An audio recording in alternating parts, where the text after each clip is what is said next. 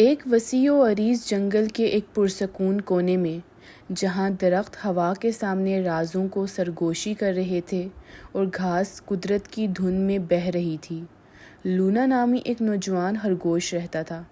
برف کی طرح سفید کھال اور اوپر ستاروں کی طرح چمکنے والی آنکھوں کے ساتھ لونا رات کی ایک مخلوق تھی، جو چاند کی نرم چمک کے نیچے ظاہر ہونے والے جادو کی طرف راغب تھی۔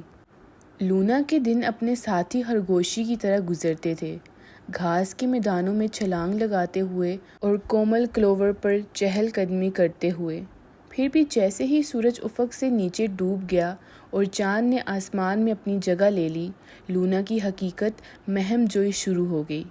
جب اس کی ساتھی اپنے بلوں میں پھنسے ہوئے تھے، لونا نے رات کے رازوں کو دریافت کرنے کے لیے ایک ناقابل تسخیر کشش محسوس کی۔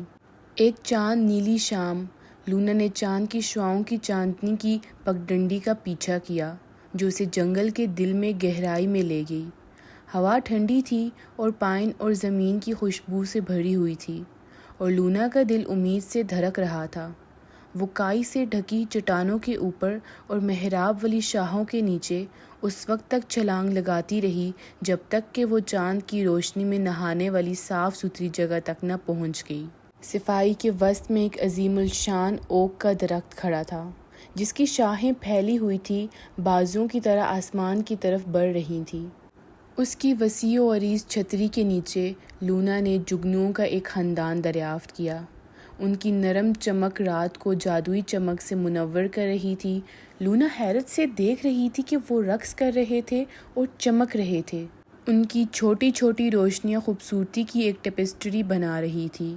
جیسے ہی لونا نے آگ کی مکھیوں کو دیکھا، اس نے قریب ہی ایک ہلکی سی زنگ کو دیکھا۔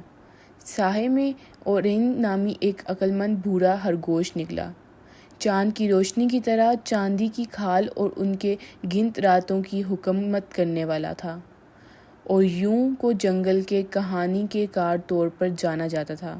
اس نے ستاروں کا رقص، ستاروں کے راز اور رات کے اسرار کو دیکھا تھا۔ اورین نے جنگل کی تاریخ، اس کے پوشیدہ عجائبات اور نسلوں سے منتقل ہونے والی داستانوں کی کہانیاں شیئر کی۔ لونا اس کی کہانیوں سے محظوظ ہو گئی تھی۔ ایسا محسوس ہو رہا تھا جیسے رات ہی اس کے پرجوش کانوں میں اپنے رازوں کو سرگوشی کر رہی ہو۔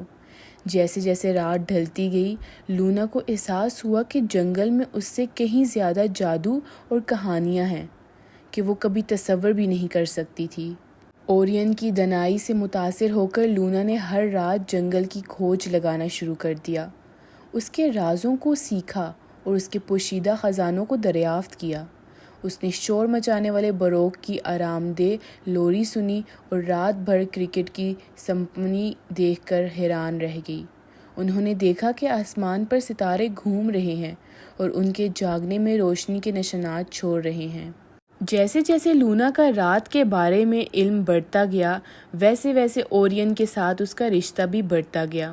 انہوں نے چاند کی روشنی والے آسمان کے نیچے اپنے خوابوں، امیدوں اور خوشیوں کو بانٹ لیا۔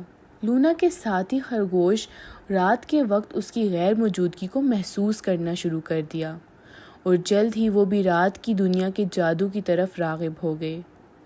کبھی خاموش رہنے والی راتیں ہنسی، کہانیوں اور جگنوؤں کی چمک سے بھری ہوئی تھی۔ لونا کی دریافت کے سفر نے نہ صرف رات کے عجائبات کے لیے اس کی آنکھیں کھول دیں، بلکہ اس کی برادری کو ایک دوسرے کے قریب بھی لایا۔ اورین کی رہنمائی اور چاند کی روشنی میں لونا نے دن اور رات کے درمیان ایک پل کے تصور کو اپنی زندگی میں جگہ بنا لی، اور اپنے آس پاس کے لوگوں کے ساتھ دونوں دنیاؤں کے جادو بانٹ رہی تھی۔